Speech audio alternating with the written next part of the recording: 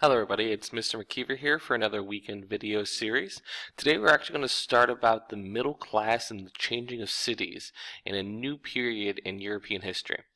Alright, so enjoy the wonderful picture here. Everyone likes a good bike because bikes are just cool that way. But what we're going to see is a new change in society where society itself is just going to start evolving. What we see is the population of Europe is changing demographically.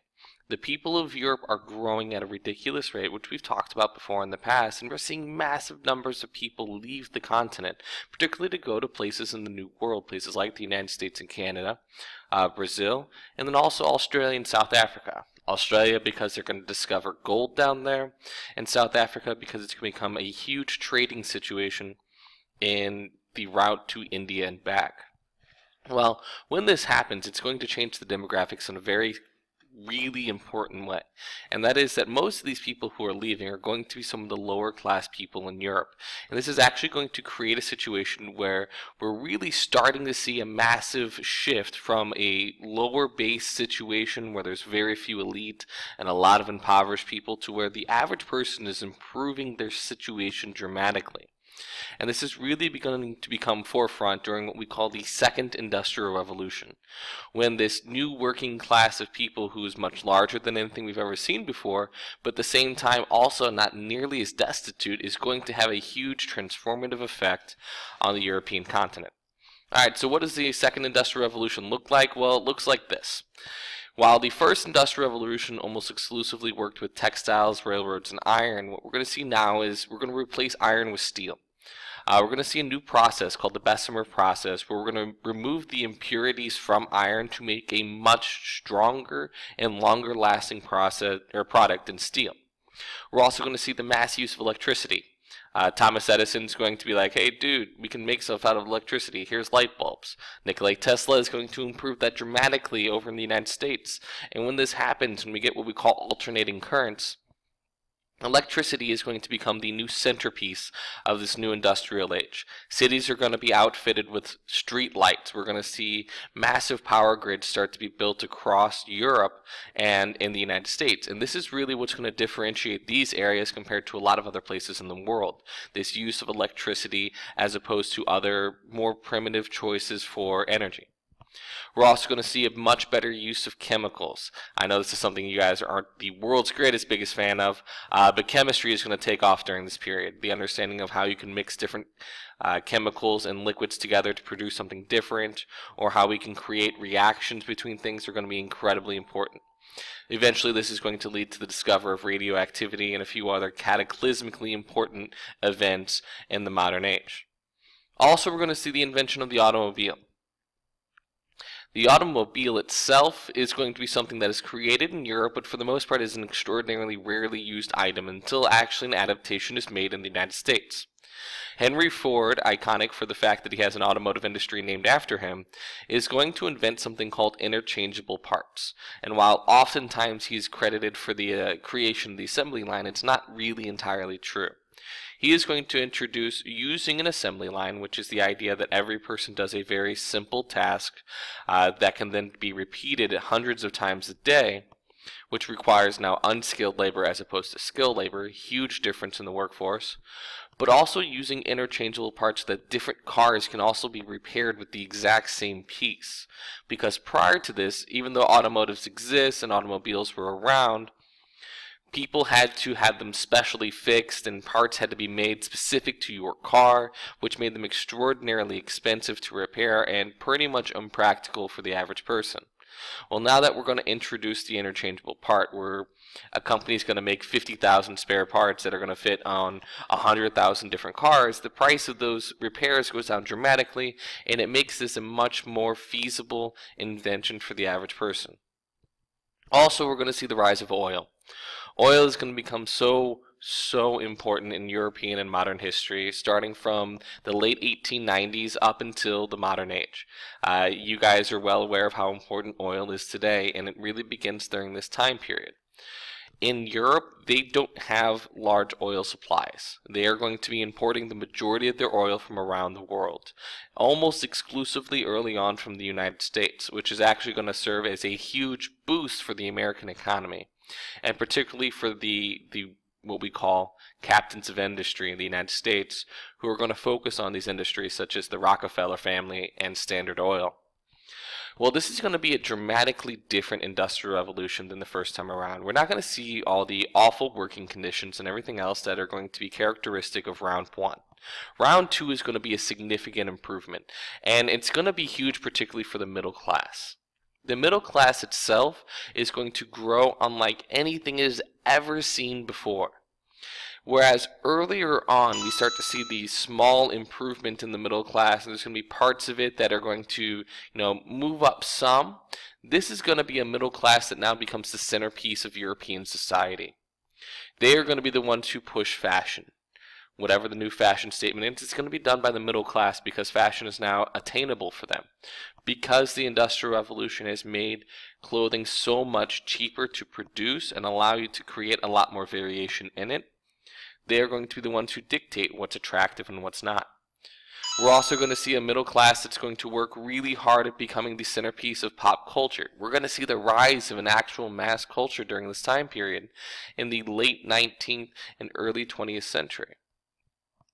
And also we're going to see a middle class that's going to have some divisions even amongst itself. There will be levels of middle class that are as different between their own pieces as, say, the upper class is from the lower class. Such in the upper middle class, we'll see families like the Krupp family in Germany or W.H. Smith in England. These guys are going to become so extraordinarily wealthy using business that in their respective countries, they're actually going to be made knights or nobles because of how much money they have. Well, that really isn't the case for the majority of people. The average middle class person is what we're going to call the petite bourgeoisie. They're going to be your teachers, your nurses, your librarians, people who are no longer working on factory floors and are making significant improvements in life. They're doing what we call white-collar jobs, or we're moving out of the production of stuff. And this is going to be the characteristics of the middle class that we really understand today as what we consider the middle class. So our understanding of what that is today is really born during this time period and during the Second Industrial Revolution. Well, to accommodate this, we're also going to need a new city. Cities can no longer work the way they once did. They were broken, they were rushed, and they need to be repaired. And that's what's going to start happening in the major cities of Europe. Upper class people don't necessarily want to live with lower class people. They don't want to live in the same areas, maybe a block or two away from some slums, and the middle class want something that's going to be unique to them. So the cities are going to have to make some significant changes to accommodate this. First, we're going to see cities start to be spaced out. Paris is going to go through a massive restructuring process, starting with Napoleon III and moving well beyond him, where they're going to rip down buildings and redesign the city. Ironically enough, in Paris, it was designed so that these new spaced-out roads and streets could better accommodate armies to put down rebellions, because that is now a central feature of French planning when it comes to cities. How do I put down the next rebellion that's going to happen? And also in order to better differentiate what is going to be a business and what is going to be a home. So we're also going to see the birth of what we call city districting. There's going to be areas in a city that is for people to live, and there's going to be areas in a city for people to work. The idea behind this is that if a business is running much later into the night, that shouldn't be disrupting the housing situation of the average person, and vice versa. So we will redesign cities to better fit this. People's homes will be torn down and created into businesses, and they'll be relocated to other parts of cities. When this is done, and when this dramatically improves the quality of life in cities, we're also going to see the birth of what we call suburbs. Because the quality of life is improving, well, the housing is going to become significantly more expensive in these major cities like Paris and London, in Berlin and Vienna. And in order for the new middle class and working class families to live, they need to find places outside of the core cities. So we're going to see little cities break around it. And this is the same basic concept of what happens in St. Louis, but there's a few other motivating factors in St. Louis we'll talk about some other time. And then lastly, we're going to see dramatic improvements in urban sanitation. The Public Health Act of 1848 and the Malone Act in 1851 in France are going to make it so that cities themselves can no longer become breeding cesspools of disease. particularly when people like Louis Pasteur and Joseph Lister really understand the concept of germs. Pasteur understanding that germs can create disease, and Lister understanding how to prevent disease through the sterilization of, in his case, medical implements. We're going to see massive improvements in this. And in London, we're going to reroute entire sanitation areas so that we're not dumping sewage into rivers. We're not making it a situation where the average person is going to at least develop one massive health problem over the course of their life. Because once we see cholera outbreaks break out in all the major cities, we realize that we cannot allow people to dispose of their personal waste in public areas. So cities are going to be refitted with sewers. An idea that was actually thousands of years old had been completely abandoned and is now being reintroduced to European society. And this is going to change everything. This is a game-breaking idea, folks, because even now, what are you going to do about the working class? Like, life is going to be changed for everyone. And even the working classes of Europe are going to see improvements, which is something that never happens. If you look at the presentation here, the picture on the lower right is what tenement housing used to look like in the early Industrial Revolution. Workers would live in these in families of 7 to 10 people in these tiny apartments that would be smaller than our classroom.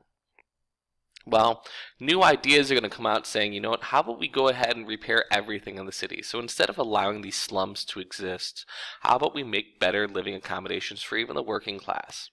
And guys like A.V. Huber and Jules Simon are going to come up with the ideas that if we improve the living situation of even the workers, we'll improve their lives, we'll make them better people because they won't be struggling for the basic necessities that people need in life.